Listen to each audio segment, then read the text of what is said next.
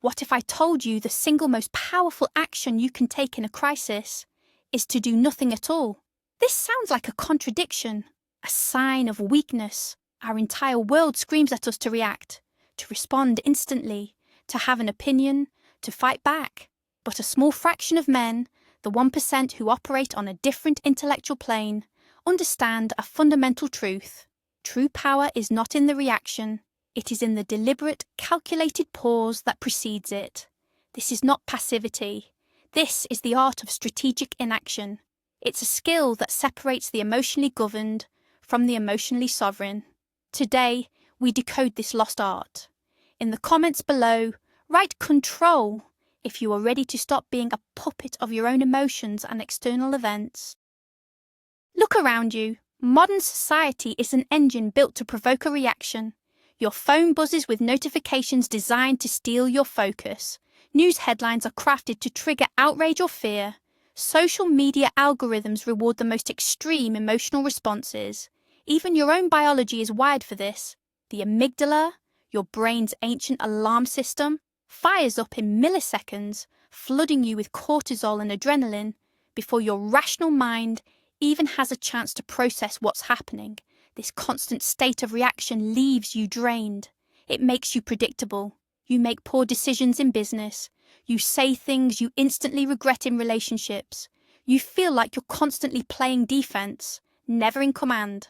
This is not a position of strength. It is a psychological prison built by impulse, and today we are handing you the key to unlock it. The illusion of action. We are conditioned to believe that action equals progress, that movement equals strength. If a problem arises, we must do something immediately. This is a cognitive trap. Hasty action, born from panic or anger, is rarely the correct action. It is often a move that makes the problem worse. Think of a chess player who moves a piece out of pure anxiety. He hasn't calculated the consequences. He has simply succumbed to the pressure to act. The true master waits. He observes the board. He understands that his opponent's move has given him information. His stillness is not emptiness, it is a period of intense calculation. The 99% of men react. The 1% observe, calculate, and then, only when the moment is perfect, they act. Or they correctly identify that the winning move is no move at all. Your emotions are data, not directives. Here is a fundamental shift in perspective that will change your life. Your feelings, anger, frustration, fear, even joy, are not commands. They are data points. They are internal weather reports. A reactive man feels a surge of anger and immediately identifies with it. I am angry, he says. And so, he acts angry. He yells. He escalates. A Stoic-minded man feels the same surge of anger and observes it. There is a feeling of anger present, he notes.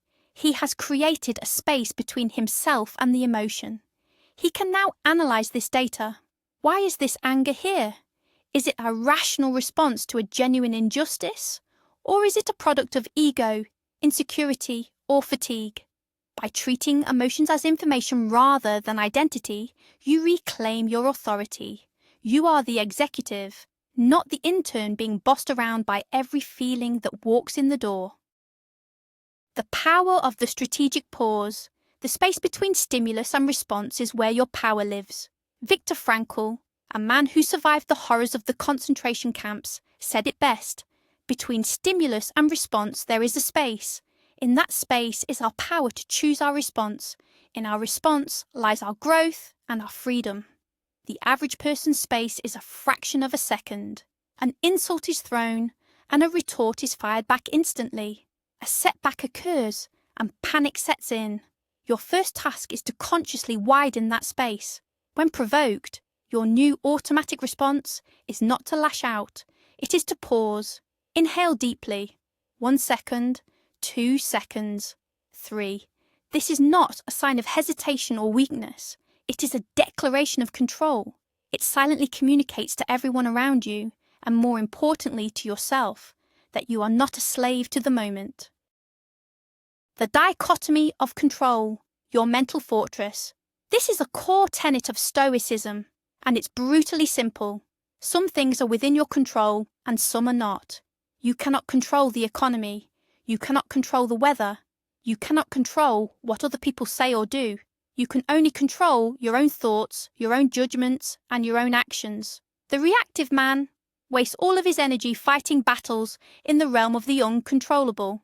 He is furious about the traffic. He is enraged by a politician's speech. He is devastated by a rude comment from a stranger. His emotional state is a ship without a rudder, tossed about by the waves of external events. The strong man focuses his energy exclusively on his own internal kingdom. He builds a mental fortress. External events can lay siege to it, but they can never breach the walls. His peace is not dependent on a peaceful world. His peace is generated from within. Winning arguments by not participating.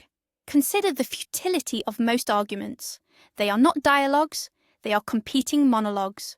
Two egos clashing, each trying to prove the other wrong. There is no victory here. Even if you win the argument with superior logic, you have often lost the relationship. You have forced the other person into a defensive crouch. The Stoic approach is different. When faced with an aggressive, emotional, or irrational argument, the most powerful move is often a calm, deliberate disengagement. It is not surrender. It is a strategic refusal to play a losing game. A simple statement like, "I understand you see it that way," or "This is clearly important to you, and I need time to consider what you've said," is not weakness. It is a display of immense emotional security. You are signaling that your ego is not on the line. You are not threatened by a differing opinion. This calm refusal to be baited is infuriating to an aggressor and deeply impressive to an observer. The body as an anchor. Your mind and body are a feedback loop. When you feel anxious, your heart races, your breathing becomes shallow. This physical state then sends signals back to your brain, confirming and amplifying the anxiety. See? The body is panicking. This must be a real crisis. You can break this loop by seizing control of the physical. Before a difficult conversation, or in the middle of a stressful event, consciously relax your shoulders, unclench your jaw. Take a slow, deep breath that fills your belly. This is not just a relaxation technique. It is a biological command. You are sending a message from the body back to the brain. We are not in danger. We are in control. Mastering these simple physical acts of non-reaction grounds you in the present moment. It turns your body from a source of panic into an anchor of calm in a turbulent sea. Amor fati, loving your fate. This is an advanced concept, but it's the final key to invincibility. It goes beyond merely accepting what happens. It means actively embracing it. When something goes wrong, a project fails, a deal falls through, you face an unexpected obstacle, the reactive mind sees it as a tragedy. This shouldn't have happened, it screams. The Stoic mind sees it as an opportunity. This is what happened. How can I use this? What can I learn from this? What strength can this new path reveal? It's the difference between being a victim of your story and the author of it. You stop resisting reality and start working with it. This mindset makes you anti-fragile. Setbacks don't just fail to break you, they actively make you stronger, smarter and more resilient. You begin to see every event, good or bad, as a necessary part of your journey. Silence as a position of power. In a negotiation, in a confrontation, in any high-stakes conversation, learn to be comfortable with silence. We are socially conditioned to fill silence. It feels awkward. We rush to say something, anything, to ease the tension. This is a mistake. The person who is more comfortable with silence holds the power. When you ask a question and the other person answers, do not immediately respond. Wait.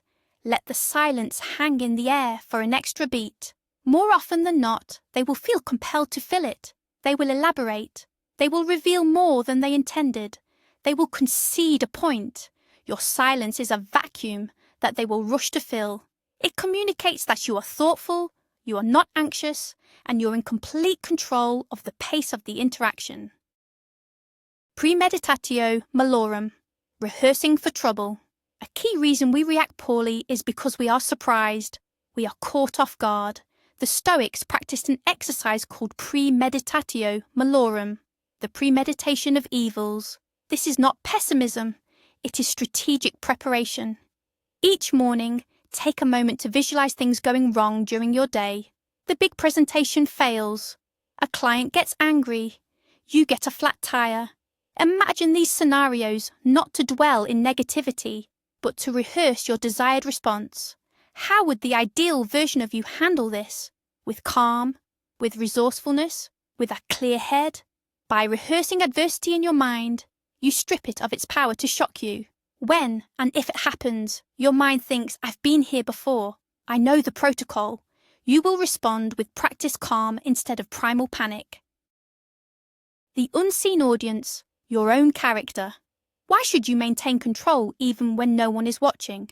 Because the most important audience is always present, yourself. Every time you choose a measured response over a hasty reaction, you cast a vote for the man you want to become. You are forging your own character, link by link. Every time you give in to a childish outburst or a moment of panic, you weaken that chain. The external rewards of non-reaction, respect, better outcomes, influence, are secondary. The primary reward is internal. It is the self-respect that comes from knowing you are the master of your own soul. You are building an inner foundation of integrity that becomes its own source of strength. This is a private victory that leads to all public ones. The language of non-reaction. The words you use, both internally and externally, shape your reality.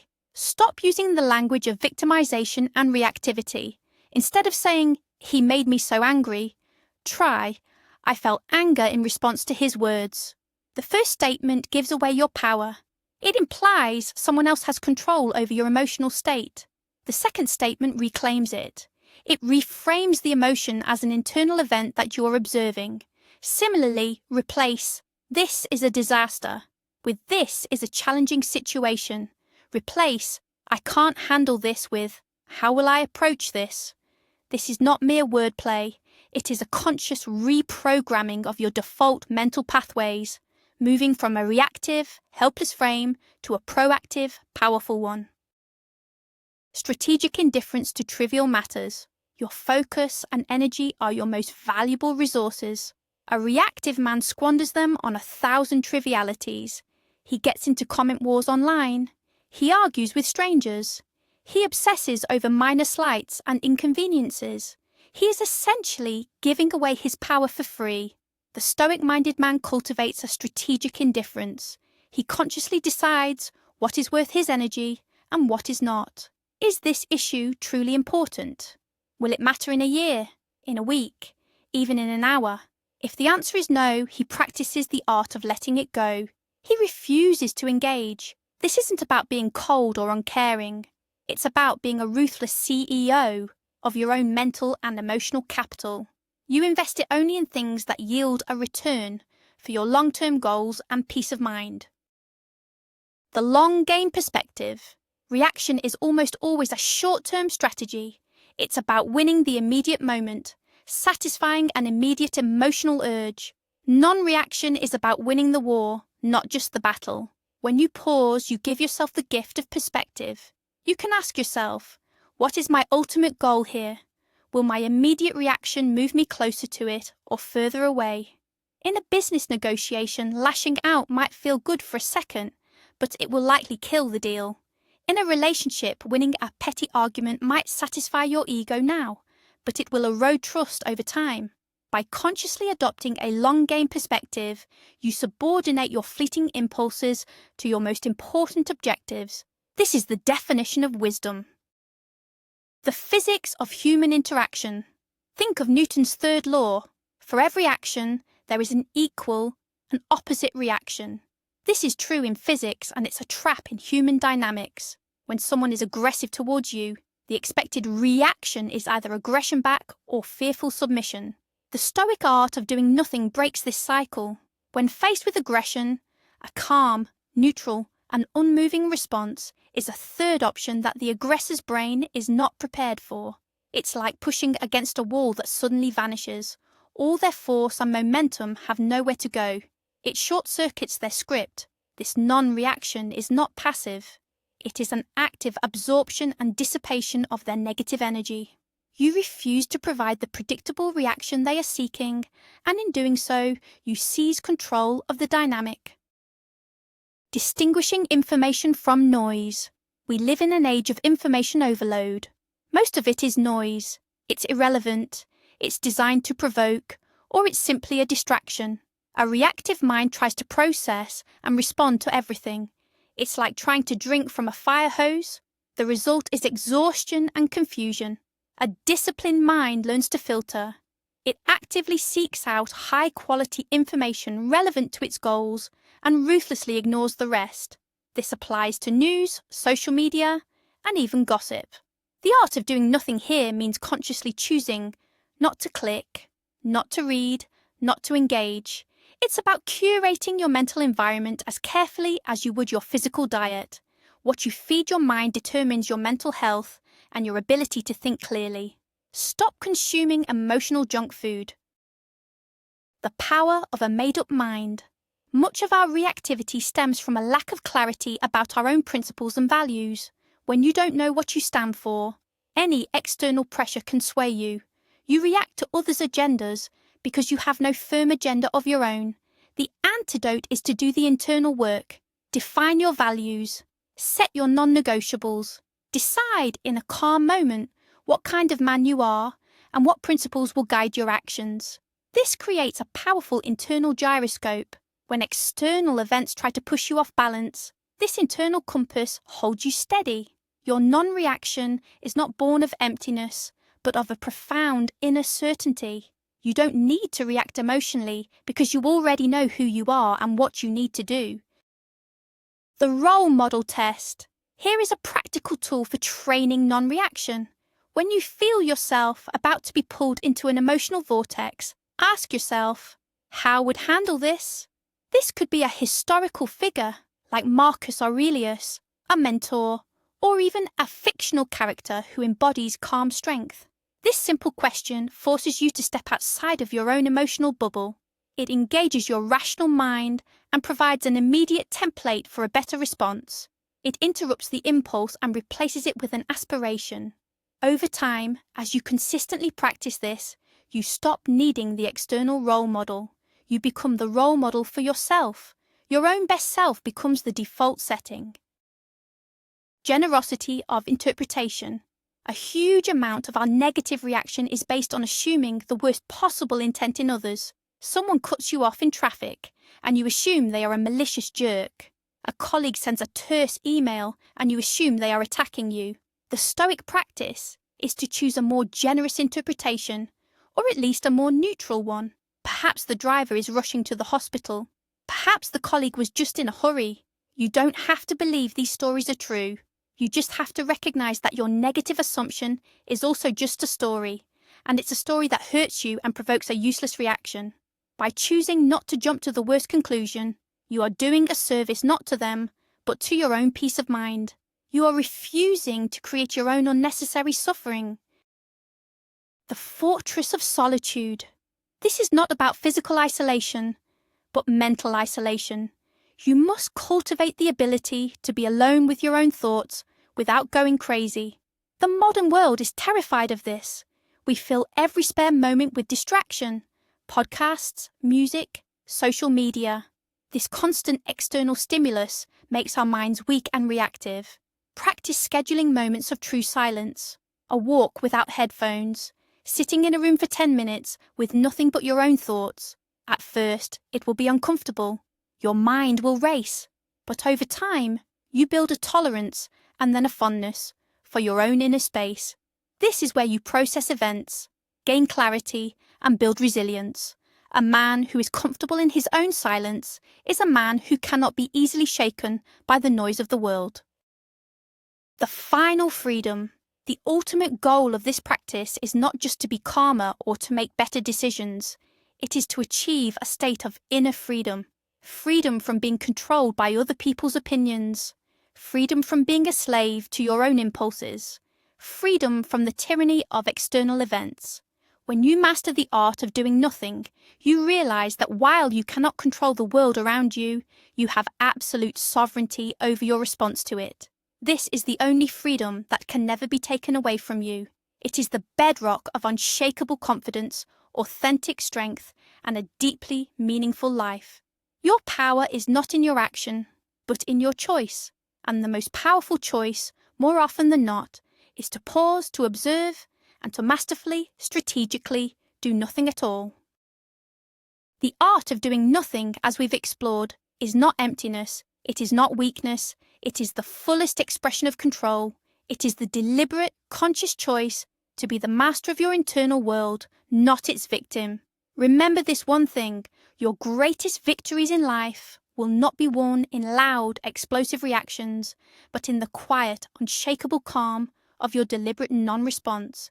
This is the bedrock of true masculine power, an inner citadel that no external chaos can breach. You are the sovereign of your mind.